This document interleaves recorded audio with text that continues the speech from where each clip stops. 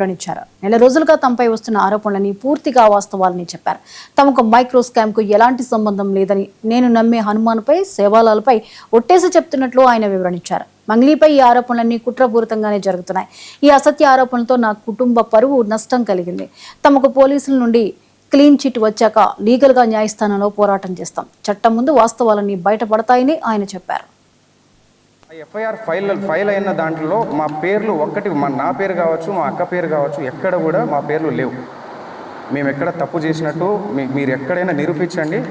మేము కంపల్సరీగా ఎక్కడైనా రావడానికి సిద్ధంగా ఉన్నాం. బాధితుల పక్షాన మేము నిలబడడానికి సిద్ధంగా ఉన్నాము. కంపల్సరీగా ఇదైతే గట్టిగా చెప్తా.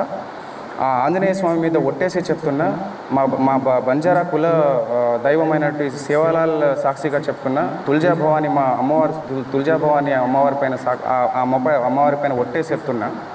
మాకు ఈ మైక్రో ఫైనాన్స్ స్కామ్కి ఎటువంటి సంబంధం లేదు. దయచేసి గమనించగలరని చెప్పేసి కోరుకుంటున్నా. అండ్ ఇంకో విషయం ఏంటంటే, బండి శివ అనే వ్యక్తి వేరు, శివ చౌహాన్ అనే వ్యక్తి వేరు. శివ చౌహాన్ నేను. ఈ బండి శివ అనే పేరుని తీసుకొచ్చి శివ చౌహాన్ అని చెప్పేసి మొత్తం ఈ ట్రోల్స్ ఎందుకు జరుగుతున్నాయో మాకు అర్థం కావట్లేదు.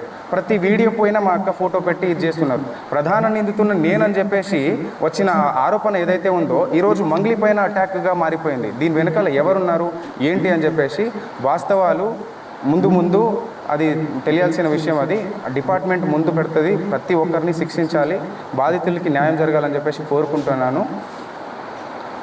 14 ఏళ్ళుగా ఒక్కొక్క మెట్టు ధర్మంగా, ఒక్కొక్క మెట్టు ప్రతి పాట ఒక శక్తిలాగా వచ్చే ఒక పాటని ఆమె ముందుకు తీసుకొస్తూ జనాల్ని అంత ఇదిగా తీసుకొస్తూ అంత ధర్మంగా ప్రతిదీ అంత ముందుకు తీసుకొస్తున్నప్పుడు అలాంటి ఒక్కొక్క మెట్టు పవిత్రంగా ఎక్కిన మెట్టుని బదనం చేయడానికి వీళ్ళు ప్రయత్నిస్తున్నారంటే ఎందుకు ఆరోగ్యంగా మాట్లాడదండి?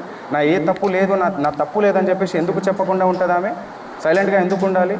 మీరు అడిగిన ఏదైతే అవి డబ్బులు ఏవైతే అడిగారో అని చెప్పేసి నాకు ఇట్లా అని చెప్పేసి ఎందుకు మేము ఏదైనా లీగల్గా వెళ్తున్నాం. ఇంతవరకు రాకుండా ఉండడానికి కారణం కూడా అదే. ఈరోజు మమ్మల్ని బదనం చేయాలన్న ఆ ఉద్దేశంతో మీరు ఇంత కుట్ర పన్నుతున్నారే, మీ వెనకాల ఎవరున్నారు? అవన్నీ జరగాల్సిన రీతిలో జరుగుతుంది. ఇవన్నీ మొత్తం క్లీన్ చీట్ వచ్చిన తర్వాత డిపార్ట్మెంట్ పరంగా మేము లీగల్గా ఎవరి మీద చర్యలు తీసుకోవాలనేది కూడా తప్పకుండా తీసుకుంటాం. దీంట్లో ఎవరిని